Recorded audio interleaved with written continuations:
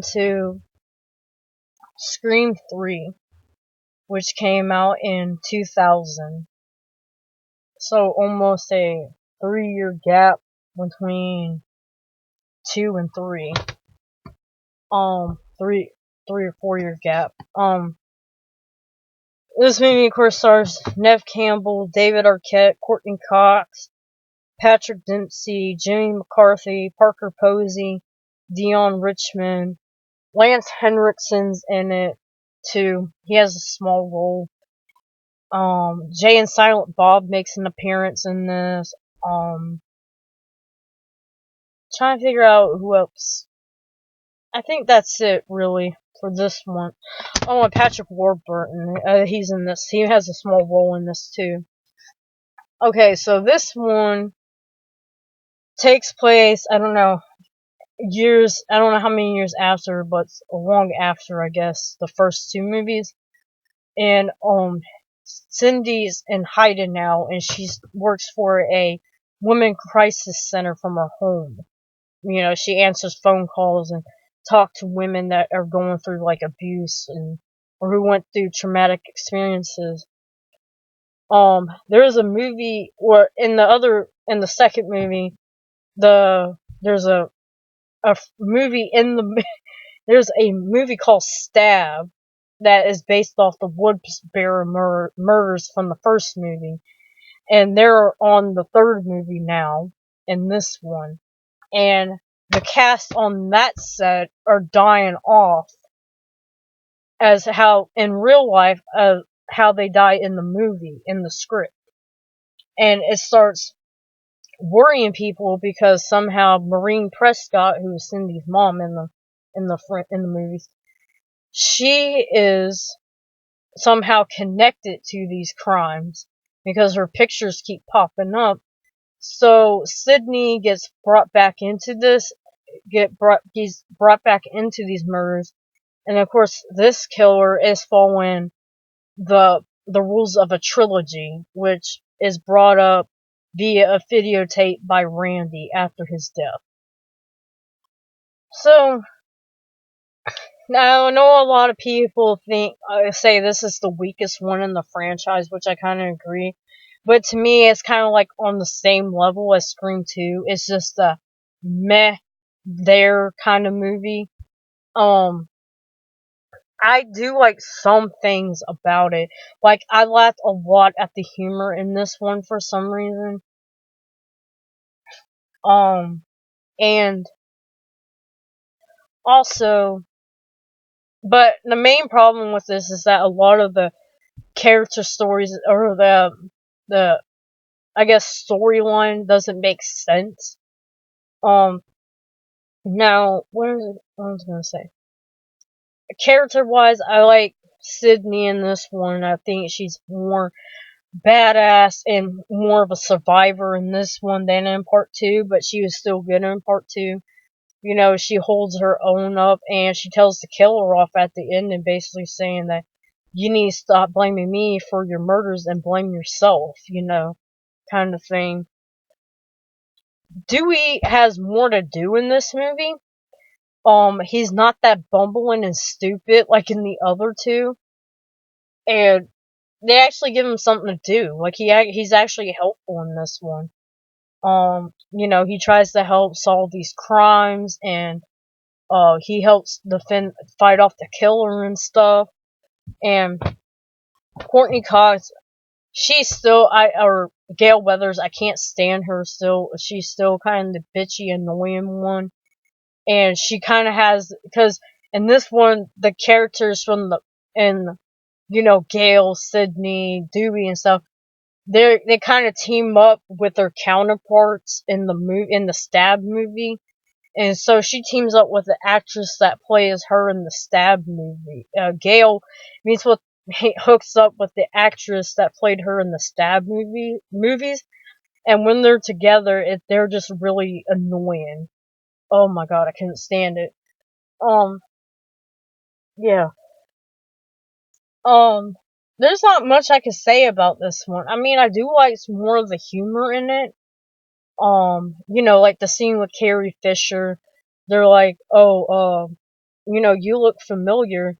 And they go, did you try out for and she goes, nah, that was not me. She's like, I get that all the time. They gave that role to some other bitch and stuff like that. Um, the Jay and Silent Bob reference, because in Jay and Silent Bob Strikes Back, I think they parody one of the Scream movies. Not sure if it's Scream 3 or Scream 4. They were making fun of it. Because I remember, Wes Craven was in it, in the Jay and Silent Bob, and, the killer, Ghostface, was actually an orangutan. Or chimp or something. No, it was not orangutan, it was a chimp or something. And I thought that was pretty funny. And then, so I thought that was a pretty cool reference. Um, yeah, trying to figure out more of the humor. I don't know, I'm kind of blanking.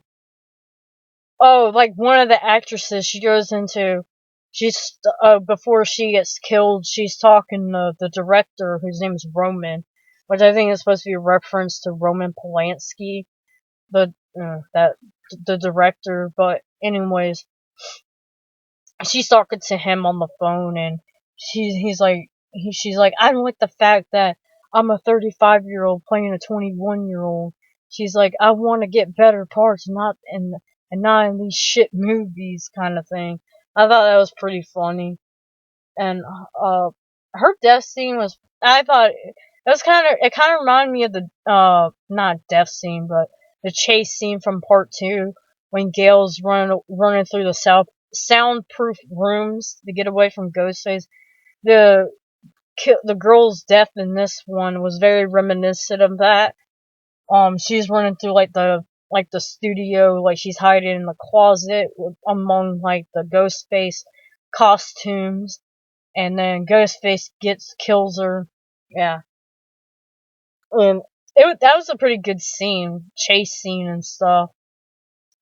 Another scene I liked was the when Sydney goes to the set of the Stab 3, which is a recreation of the final act from the first movie, and she goes to the house that looks like her house, and she goes in there and she spends time in the room, and the room that looks like her room, I mean, and she hears a noise and it sounds like her mom's voice, and she goes into like one of the rooms, and it's like a recreation of her mom's murder, and like there's a body bag over the body, and like it starts getting up and moving towards her, and then Ghostface comes out and starts chasing her, and then there's this cool ass chase scene through like the set of the house and stuff like that. It kind of recreates like the the chase scene from the end of the first movie, and I thought that was a good scene. Now there was one scene I did like, but it was kind of a bad payoff, where they all meet up in the house, the actors and stuff, because they find out that all the actors on the set of the Stab movie are getting killed off, like how they are in the script. So they meet up in this house, and uh, you know, the lights get cut out, and they start freaking out, and then the killer is printing papers to them through a fax machine, and they're reading off the papers, and it's like telling them like scene details about what's gonna happen, and they said, the killer's waiting outside the house, and they go, oh, then don't go outside. And Gail's like, no, he wants us to go outside. He's in the house, and we need to go outside because that's how he's tricking us. So they go outside, and then one guy, he starts freaking out. The guy who plays Dewey in the Stab movie, he starts freaking out, and he runs back in because he wants to read to see what's going on. And he starts reading, and it says, whoever whoever dies is the one that smells the gas or something like that. And then he lights a lighter, and then it blows up the house, and the effect looked bad, but I mean it's the early 2000s, so the CGI wasn't on point back then. But yeah, um, I thought that scene was pretty good, but yeah, the effect wasn't that great. Now, the reveal of the killer and the motive, I thought that was stupid as hell. Like, now I forgot to mention the voice modulator thing, because you know in all the Scream movies, the killer uses the voice modulator when he talks on the phone with them, which of course we know is the voice of Roger L. Jackson. He does the voice modulator in this one too, in some scene. But the killer, for some reason, can duplicate all the voices of the main actors, and when he makes phone calls, they think it's the person. Say, like, if it's Dewey calling Gail, she thinks it's Dewey, but it's actually the killer, because he replicated his voice. And I don't understand how he did that. I mean, I don't know if the technology was advanced back then to do that. Because I know nowadays, like, they did the thing with Joe Rogan where they took like clips from his interviews and stuff or his podcast, and they put it together and made like an AI version of it. And I mean, I know it's a movie, but it didn't make no sense to me how he was able to do that without it sounding sloppy. And and then the killer's reveal is of course Roman, who is the director of Stab 3.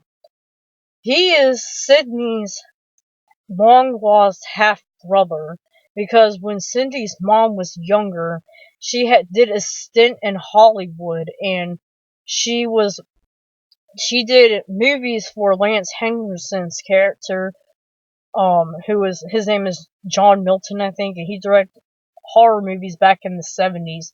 And she did a few movies with him, and, something happened at a party, and I guess ended up being gang raped, and I guess that caused her to be a hoe, I guess that's what they were saying.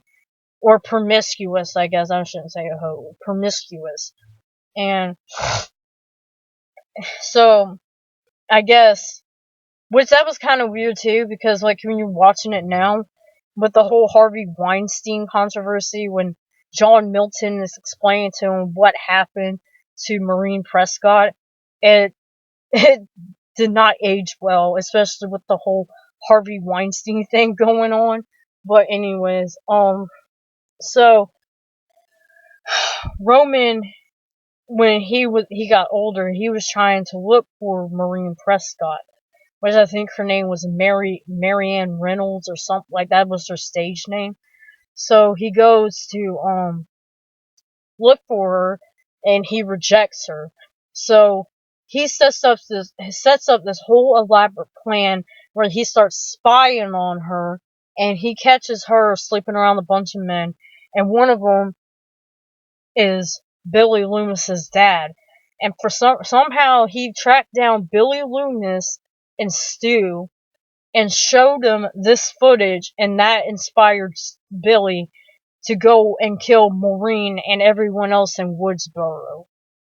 And that did not make any sense to me at all. I thought that was stupid, and they just threw that in there for no reason. Like, if you didn't have an idea, I know Kevin Williamson didn't write this one, but if you did not have an idea to write a part 3, you shouldn't have just not wrote it.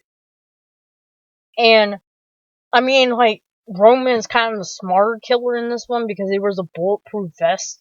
But of course, he gets popped in the head later on and stuff because he's supposed to be the unstoppable killer in the trilogy. And I guess it kind of does work with the long lost half brother, because Randy said in the videotape that in the trilogy there's a unexpected twist or backstory. So I guess it does kind of work, but to me it was very stupid. Now, I would recommend this one, but it is not one of my favorites, and I know it's not a lot of people's favorites, but it's not one I hate, I guess. It's just kind of there, like part 2 is just there to me. but I would recommend it if you're a fan of this franchise. But anyways, that's my review.